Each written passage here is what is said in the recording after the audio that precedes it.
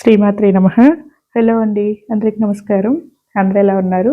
ఈ 2025 సంవత్సరంలో ధనుర్మాసం ప్రారంభం మరియు ముగింపు తేదీలు ఎప్పటి నుంచి ఎప్పటి వరకు ఉంటుంది?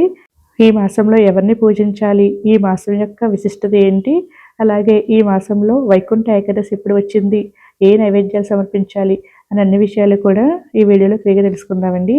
వీడియోని ఎక్కడా కూడా స్కిప్ చేయకుండా లాస్ట్ వరకు చూస్తే గనక మీకు అన్ని విషయాలు కూడా క్లియర్‌గా అర్థమవుతాయి. ఇక వీడియోలోకైతే వెళ్ళిపోదాం. విష్ణుమూర్తికి ప్రీతికరమైన మాసం ధనుర్మాసం. సూర్యుడు మకర రాశిలో ప్రవేశం చేసి భోగి వరకు అంటే సంక్రాంతి ముందు వరకు ధనుర్మాసం అనేది ఉంటుందండి. ఈ మాసంలో దైవికమైన పవిత్రమైన కార్యక్రమాలు తప్ప మరే ఇతర కార్యక్రమాలు చేయకూడదని మన పండితులు చెప్తున్నారండి. జ్యోతిష్ శాస్త్ర ప్రకారం ఈ కాలంలో సూర్యుని ప్రయాణం చాలా నెమ్మదిగా కొనసాగుతుంది.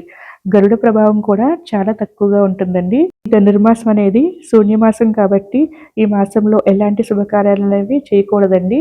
వివాహాలకు కానీ నిశ్చితార్థాలకు కానీ వివాహానికి సంబంధించిన మాటలు మాట్లాడడం కూడా అలాంటివి చేయకూడదండి.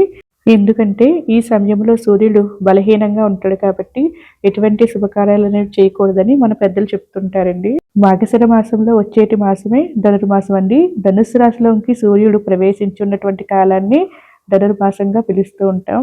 మార్గశిర మాసంలో ఏ నియమాలైతే పాటిస్తామో ధనుర్మాసంలో కూడా ఆ నియమాలన్నీ కూడా పాటించాలండి. ధనుర్మాసంలో విష్ణుమూర్తికి సంబంధించిన ప్రతి ఆలయంలో కూడా తెల్లవారుజామునే పూజలు అనేవి నిర్వహిస్తారండి. గోదా అండాలు అనుగ్రహించినటువంటి తిరుప్పావైను ప్రతిరోజు పారాయణం చేస్తారండి. ఈ ధనుర్మాసం వ్రతం ఆచరించేవారు ఈ నెల రోజులు కూడా పాలు కానీ నెయ్యి కానీ పదార్థాలను తీసుకోకూడదండి. బ్రహ్మ ముహూర్తంలో నిద్ర లేచి చన్నీటి స్నానం చేసి ధనుర్మాస వ్రతాన్ని ఆచరిస్తారు. ఈ ధనుర్మాసానికి ఎందుకు ఇంత ప్రత్యేకత అంటే దేవతలకి బ్రహ్మ ముహూర్తంతో సమానమైనటువంటిదండి. ఎవరైతే గనక బ్రాహ్మీ ముహూర్తంలో ప్రతిరోజు కూడా ధనుర్మాసంలో విష్ణువును ఆరాధిస్తారో వారికి మోక్షం లభిస్తుందని పురాణాలు చెప్తున్నాయండి.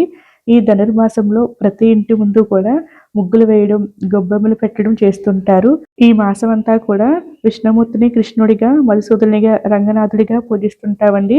సాక్షాత్ ఆ పరమాత్మే చెప్పారటండి, ఎవరైతే ఈ మాసంలో ప్రాతకాలంలో నిద్ర లేచి బ్రహ్మ ముహూర్తంలో స్నానం ఆచరించి నన్ను పూజిస్తారో వారికి ఉన్న సమస్త కోరికలు నెరవేరుతాయని పురాణాల్లో చెప్పబడిందండి. ఈ 2025 సంవత్సరంలో ధనుర్మాసం ఎప్పటి నుంచి ప్రారంభమవుతుందో ఇప్పుడు తెలుసుకుందామండి. ధనుర్మాసం వచ్చి 2025 డిసెంబర్ 16 మంగళవారం నుంచి ధనుర్మాసం అనేది ప్రారంభమై 2026 జనవరి 14 బుధవారంతో అయితే ఈ ధనుర్మాసం అనేది ముగుస్తుందండి. ఈ ధనుర్మాసంలో మనం జరుపుకునే ముఖ్యమైన పండుగ వైకుంఠ ఏకాదశి అండి.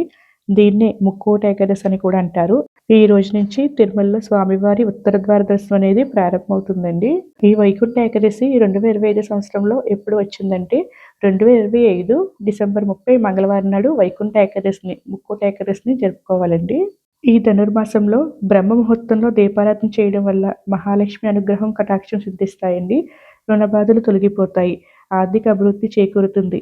ఈ ధనుర్మాసంలో బ్రహ్మ ముహూర్తంలో తిరుప్పావై పారాయణం చేయడం వల్ల దైవానుగ్రహం తప్పకుండా కలుగుతుంది. సాక్షాత్ భూదేవి అవతారమైన ఆండాల్ రచించిన తిరుప్పావై ద్రావిడ భాషలో తిరు అనగా పవిత్రమైన, పావై అనగా వ్రతం, ప్రబద్ధం అని అర్థం. వేదాలు ఉపనిషత్తుల సారమే తిరుప్పావై అని శాస్త్రవచనం. ఉపనిషత్తులే గోదాదేవి నోట సర్వసులభ రీతిలో వెలువడ్డాయని, తిరుప్పావై మహావిష్ణు పాదపద్మాలను అందుకోవడానికి మార్గదర్శకాలని చెప్పబడింది. ఈ ధనుర్మాసం మొదటి రోజు నుంచి మనకి నెలగంట అనేది మొదలవుతుందండి. ఈ ధనుర్మాసం అంతా కూడా తిరుప్పావైని పారాయణం చేయటం వల్ల విశేషమైన సుఫలితాలను అయితే పొందుతారు. ఎవరైతే ఈ ధనుర్మాసంలో ప్రతిరోజు కూడా స్వామివారికి తులసి దళాలతో పూజిస్తారో వారి మనసులో కోరికలన్నీ నెరవేరుతాయట. ఈ మాసంలో ఎవరైతే స్వామివారికి జాజి పువ్వులతో పూజిస్తారో వారి చివరికి వైకుంఠ ప్రాప్తిని పొందుతారట. ఈ మాసం అంతా కూడా కృష్ణుణ్ణి ఆరాధిస్తారు. నిరంతరం కృష్ణ కృష్ణ అని ఎవరైతే ధ్యానిస్తారో వారు శ్రీకృష్ణ పరమాత్ముడికి అత్యంత ప్రియపాత్రులవుతారట. ఈ ధనుర్మాసం మొత్తం కూడా తిరుప్పావైని ప్రతిరోజు గానం చేయడం, తిరుప్పావైను నిత్యం పారాయణం చేయడం తప్పకుండా చేయాలి. తిరుప్పావై చదవడం రానివారు ప్రతిరోజు కూడా విష్ణు సహస్రనామాలు కానీ లక్ష్మీ అష్టోత్తరం కానీ పారాయణం చేసి ప్రతిరోజు కూడా పాలను నైవేద్యంగా సమర్పిస్తే గనక ఆ విష్ణుమూర్తి అనుగ్రహం పొందుతారండి. ఈ ధనుర్మాసంలో మొదటి 15 రోజులు పులగాన్ని సమర్పించాలి. తర్వాత 15 రోజులు దద్దోజనాన్ని నైవేద్యంగా సమర్పించాలండి. స్వామివారికి సమర్పించిన నైవేద్యాన్ని పిల్లలకు పంచిపెడతారు. దీన్నే బాలభోగం అంటారు. ఇలా పంచిపెట్టడం వల్ల సంతానం లేని వారికి సంతానం కలుగుతుందని ఒక నమ్మకం. వివాహం కాని వారు ఈ మాసంలో కాత్యాయని వ్రతాన్ని ఆచరిస్తే కనుక త్వరగా వివాహం జరుగుతుందని, మంచి జీవిత భాగస్వామి భర్తగా లభిస్తారని చెప్తూ ఉంటారు. సాక్షాత్ గోదాదేవి రంగనాథ స్వామిని వివాహం చేసుకోవడం కోసం కాత్యాయని వ్రతం ఆచరించారట. ఈ వ్రతాన్ని కాత్యాయని వ్రతమని, గోదాదేవి వ్రతమని, ధనుర్మాస వ్రతం అని కూడా అంటుంటారు. సాక్షాత్ గోదాదేవి ఆచరించిన వ్రతం కనుక పెళ్లి కాని వారు ఈ కాత్యాయని వ్రతాన్ని ఆచరిస్తే గనక శీఘ్ర వివాహం జరుగుతుంది. సంపంగి పూలతో స్వామివారిని పూజిస్తే గనక కొత్త దోషం తొలగిపోతుంది. గన్నేరు పువ్వులతో, చామంతి పువ్వులతో పూజిస్తే గనక ఆర్థిక సమస్యలన్నీ కూడా తొలగిపోతాయి. పచ్చకర్పూరంతో పూజిస్తే అష్టైశ్వర్యాలు కలుగుతాయి. ధనుర్మాసం మొత్తం కూడా ప్రతిరోజు గోదాదేవి రాసిన తిరుప్పావై పాసురాలను పారాయణం చేయడంతో పాటు ఇంకో 2 మంత్రాలను కూడా పఠించాలని పండితులు చెప్తున్నారు. అవి ఏంటంటే, ఒకటి ఓం శ్రీ గోదాదేవి సహిత రంగనాథ స్వామినే నమః అని, రెండవది గోదాదేవి అష్టోత్తరంలోని ఓం శ్రీరంగ నిలయాయ నమః అనే 2 మంత్రాలని కూడా ప్రతిరోజు పఠించడం వల్ల సకల శుభాలు చేకూరుతాయండి. ధను సంక్రమం రోజు నది స్నానం, పూజ, జపం, దానం చేస్తే చాలా మంచిదండి. వైష్ణవ ఆలయాలను, సూర్య ఆలయాన్ని ఈ మాసంలో దర్శించుకుంటే శుభప్రదమండి.